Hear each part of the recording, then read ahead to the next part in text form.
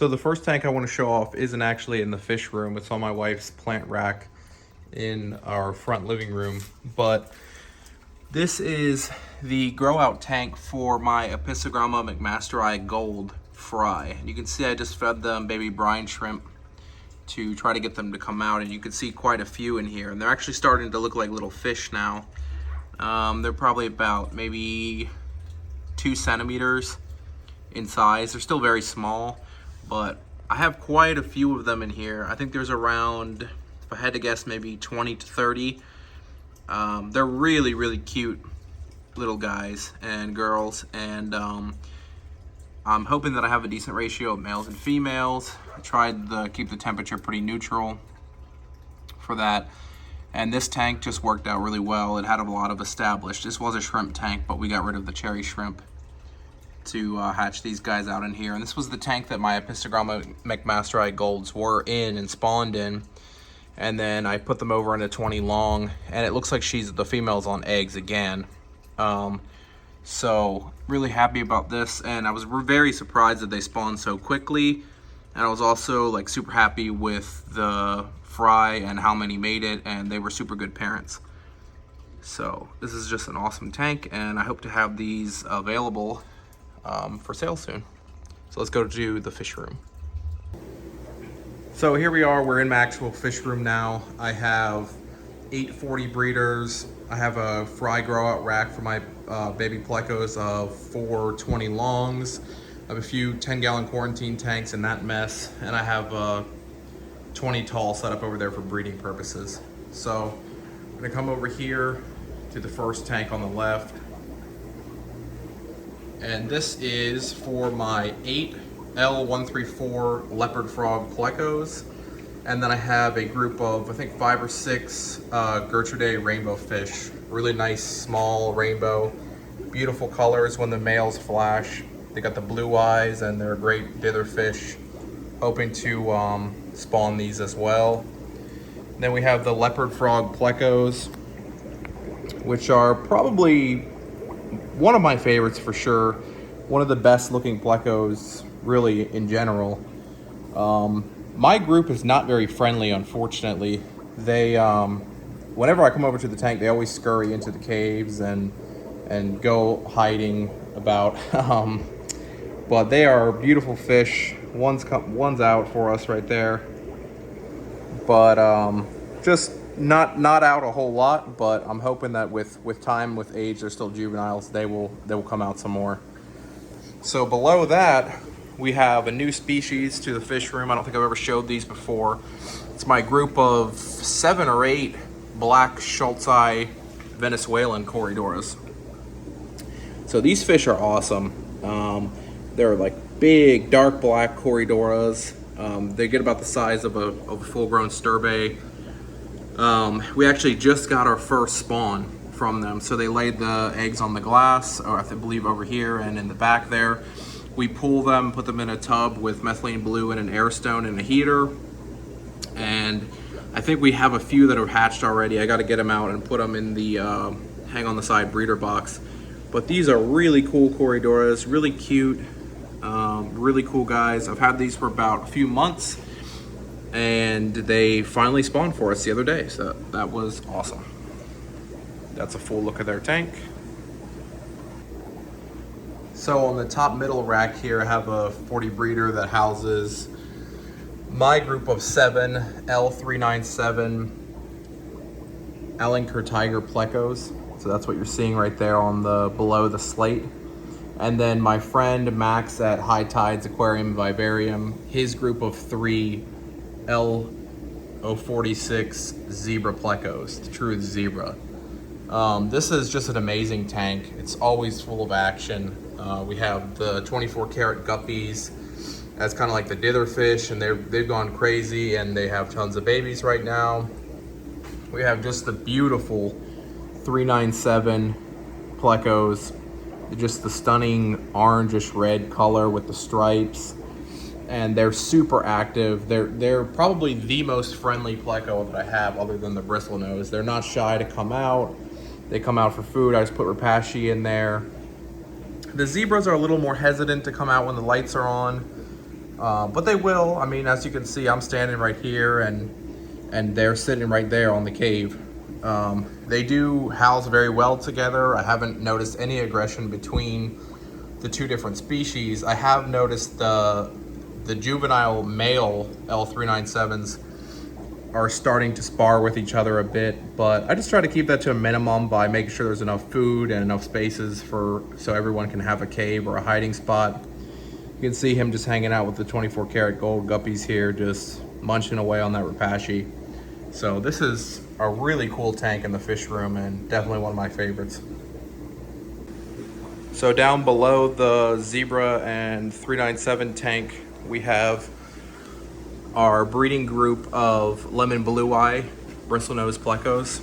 We got some really nice males, some really nice females, and these are probably our most prolific Plecos right now. You can see some babies hanging out in there with them, but this is a group that just hatched out on the side here of their fry, which they'll go into a 20 long soon when I have the space.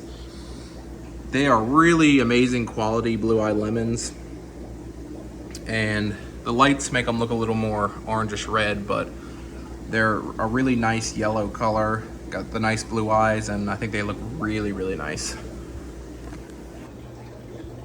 So here I have my group of Tawa Village rainbow fish.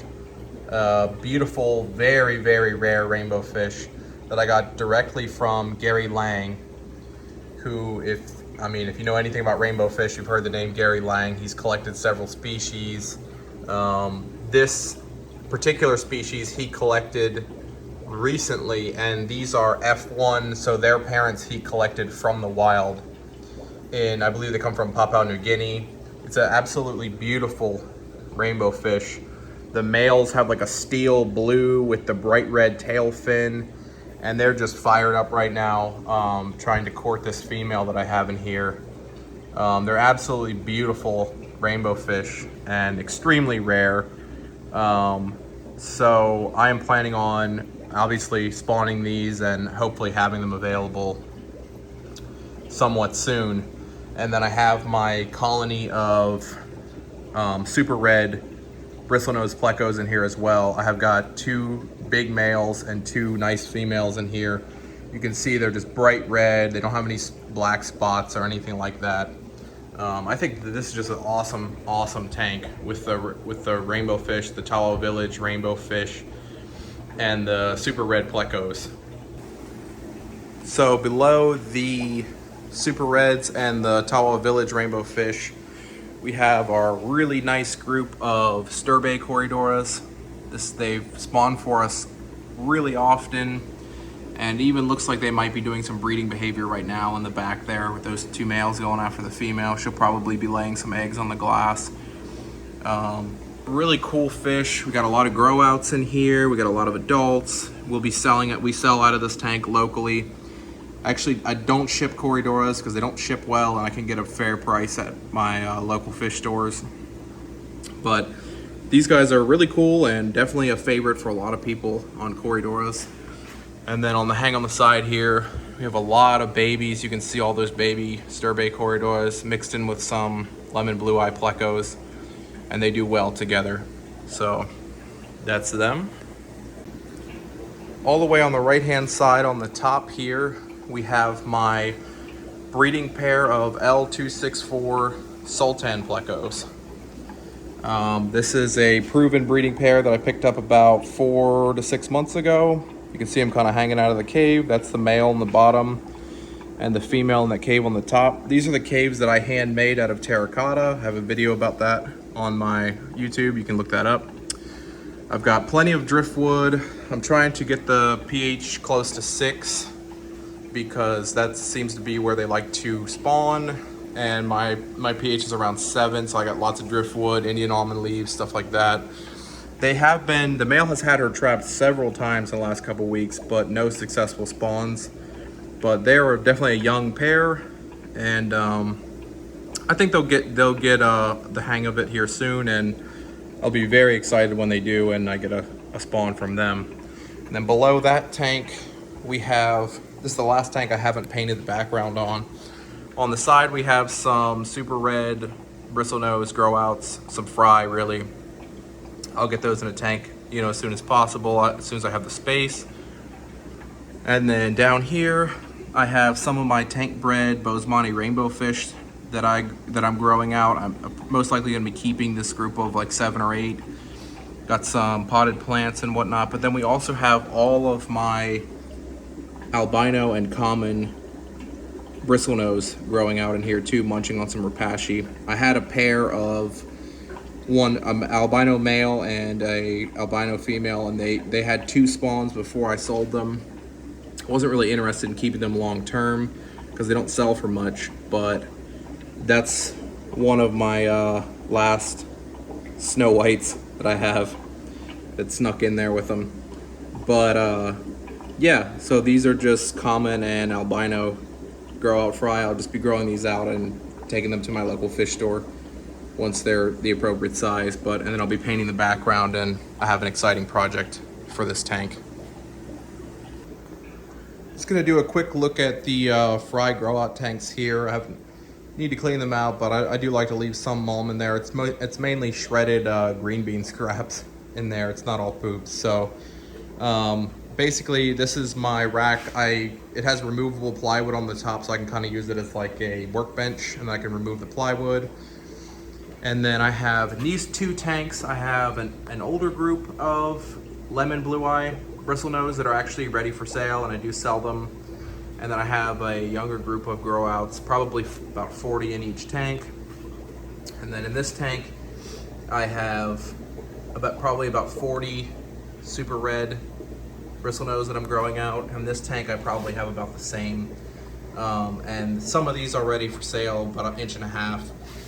If you're interested in buying any of these from me, you can contact me at garrettfamilyaquatics@gmail.com, and I will definitely respond to you there.